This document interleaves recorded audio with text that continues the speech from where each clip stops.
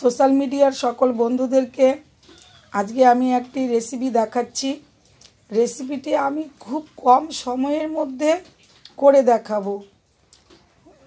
এখন থেকেই আমি ক্যামেরায় একবারও অফ করব না, আপনারা দেখে নিন কত সময় লাগছে।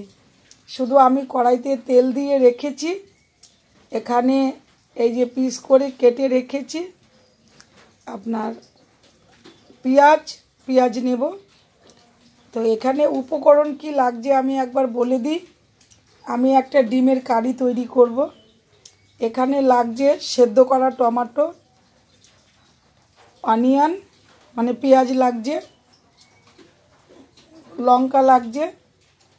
এই লঙ্কাটা কিন্তু ঝাল না, এটা কাশ্মীরি একটা লঙ্কা, এটাতে কিন্তু ঝাল নেই।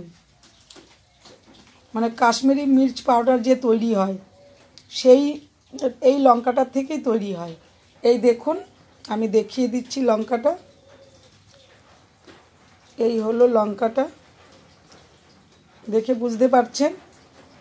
এটা একটা আমি কেটে রেখেছি। এখানে সেদ্ধ করা ডিম, এখানে রেখেছি আলু আর টমেটো সেদ্ধ করা আছে।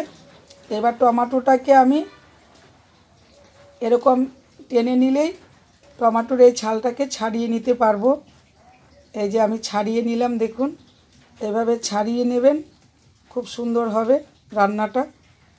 টমেটো দিয়েছেন বলে মনেই হবে না, কালারও সুন্দর হবে।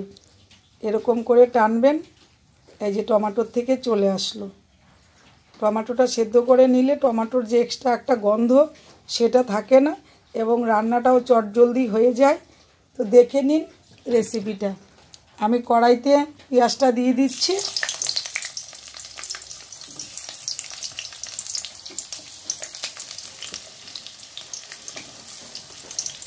এই কড়াইতে পেঁয়াজ দিয়ে দিয়েছি আমি। এখন এটা রেডি করতে করতে পেঁয়াজটা আমার হয়ে যাবে। পেঁয়াজটা ভাজা হয়ে গেলে আমি এক এক করে দিয়ে দেব। আর এখানে এই মশলাটার কথা আমি বলিনি। এখানে আদা, পেঁয়াজ পরিমাণে খুব কম, রসুন এটাকে আমি সেদ্ধ করে রেখেছি। এই যে দেখে নিন, এর সঙ্গে একটু হলুদ দিয়েছি, দিয়ে সেদ্ধ করে এটাকে আমি পেস্ট করে নিয়েছি। আর এই যে কড়াইতে তেল দিয়েছি, কড়াই তেলে পেঁয়াজ দিয়ে দিয়েছি। পেঁয়াজও প্রায় ফ্রাই হতে চলল। দেখুন চটজলদি একটা রান্না, খুব সুন্দর একটা রেসিপি, খুব তাড়াতাড়ি হয়ে যাবে। মানে 10 মিনিটও লাগবে না এই রান্নাটা করতে। এটা আপনারা যদি সেদ্ধ করে এরকম ফ্রিজে রেখে দেন, এই রান্নাটা নিয়ে আপনারা অফিস থেকে এসে চটজলদি খেয়ে নিতে পারবেন করে।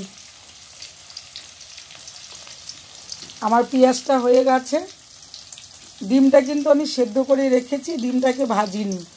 এবার রান্নাটা যদিও আমি চটজলদি করছি, তার জন্য আমি দেখিয়ে দিচ্ছি। এই ডিমটাকে আমি কিন্তু একটু চাকু দিয়ে কেটে রেখেছি। এরকম করে চাকু দিয়ে একটু কেটে রাখবেন, তাহলে ডিমটা ফেটে উঠবে না, ডিমটা ফেটে যাওয়ার কোনো চান্স থাকবে না। তো আমি এই যে আলুর পেঁয়াজের সঙ্গে ডিমটাকে দিয়ে দিলাম। ডিমটাও ফ্রাই হয়ে যাবে অল্প একটু। ডিমটা বেশি ফ্রাই করলে কীরকম শক্ত হয়ে যায়, সাদা অংশটা বেশি ফ্রাই করব না, ডিপ ফ্রাইতে যাব না, একটু হালকা ফ্রাই করব। লাল লাল হয়ে গেলেই হয়ে গেল, আর এক্সট্রাভাবে ভাজার কোনো প্রয়োজন নেই।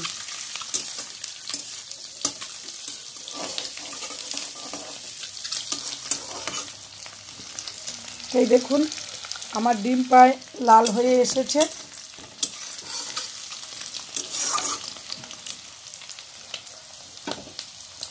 এখন আমি দেব আলুটা। যেহেতু মশলাটা সেদ্ধ করে রেখেছি, এই মশলাটা এখন দিলে কড়াইতে লেগে যাবে আর তেল থাকবে না, তখন আমার আলুটা ভাজা হবে না। যদিও রান্নাটা আমি খুব কম তেলে করছি, সেই জন্য এই পদ্ধতি অবলম্বন করেছি, আপনারা দেখে নিন। দেখুন আমার ডিমও মোটামুটি বেশ সুন্দর লাল লাল হয়ে ফ্রাই হয়ে গেছে। এখন আমি আলুটা একটু ফ্রাই করে নেব।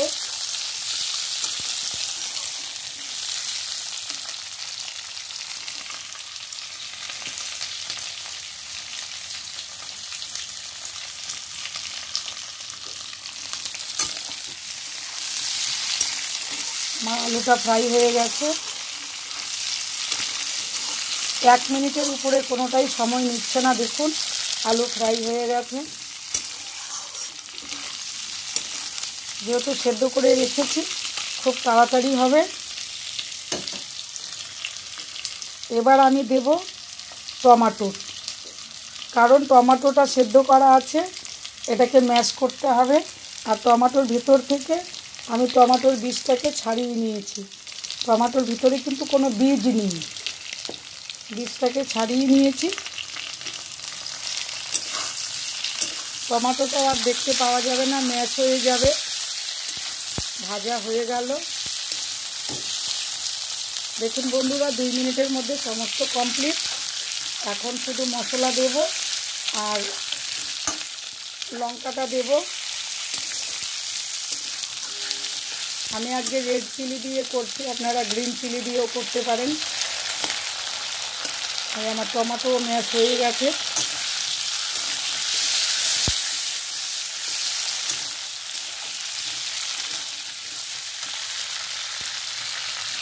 এখন আমি চিলি দিয়ে দেব। আমার 3 মিনিট 10 সেকেন্ড চলছে। বড় আর 1 মিনিটে লঙ্কাটাও কমপ্লিট ফ্রাই হয়ে যাবে। এই দেখুন হয়ে গেছে। এই লঙ্কার বীজকে ছাড়িয়ে নিতে হয় না। এখন আমি মশলা দিয়ে দেব।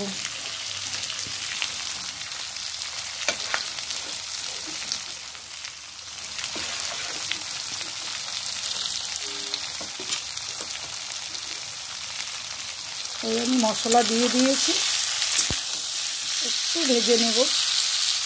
সেদ্ধ করা মশলা, এক্সট্রা তেলের দরকার হলো না।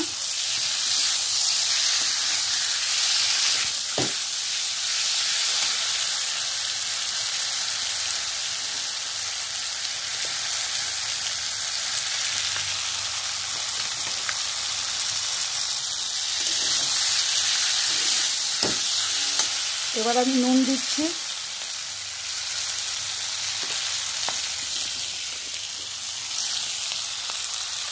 নুন দিয়ে দিলাম।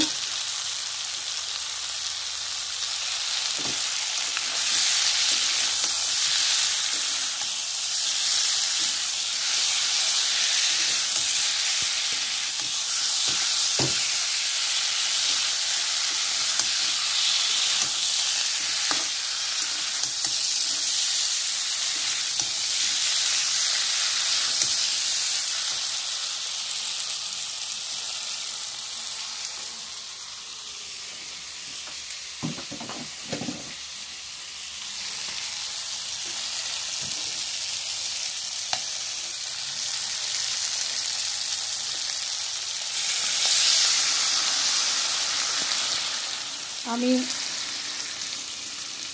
ওয়াটার দিয়েছি, জল দিয়ে দিলাম। জলটা যদি একটু ভালো দেওয়া যায় তরকারির কালার সুন্দর হয়। আর আয়রন থাকলে জলে কালারটা কালো হবে, সেই জন্য আমি সিল করা বোতল কেটে দিয়েছি জল। এই দেখুন জল দিয়েছি এই বোতল থেকে। দেখুন কালার কত সুন্দর এসেছে। সাধারণ একটু হলুদ দেয়া ছিল। এই লঙ্কাগুলি আরও কালার ছাড়বে, খুব সুন্দর হবে দেখতে। তাহলে দেখে নিন রেসিপিটা, খুব চটজলদি হয়ে গেল। যদি আপনারা মনে করেন ওর মধ্যে ধনেপাতা দিয়ে খেতে পারেন, একটু ধনেপাতা ছিটিয়ে দিতে পারেন। যদি মনে করেন কোনো মশলা দিবেন তাও করতে পারেন। আমি জিরের গুঁড়া দিইনি, কারণ লঙ্কার ফ্লেভারটা থাকবে না। এই লঙ্কাটার খুব সুন্দর একটা ফ্লেভার, সেই কারণে আমি জিরের গুঁড়া দিইনি। নামানোর আগে যদি মনে চায় আপনারা একটু গরম মশলা বা মিট মশলা কি চিকেন মশলা দিতে পারেন, আমি তাও দিচ্ছি না। যার যেরকম খেতে ইচ্ছা হয় ওরকম দেবেন। আর দিয়ে দিচ্ছি একটু চিনি, চিনিটাও আমি খুব সামান্য দেব। ব্যাস হয়ে গেল আমার রান্না কমপ্লিট। এবার আমি নামিয়ে সার্ভ করে দেব।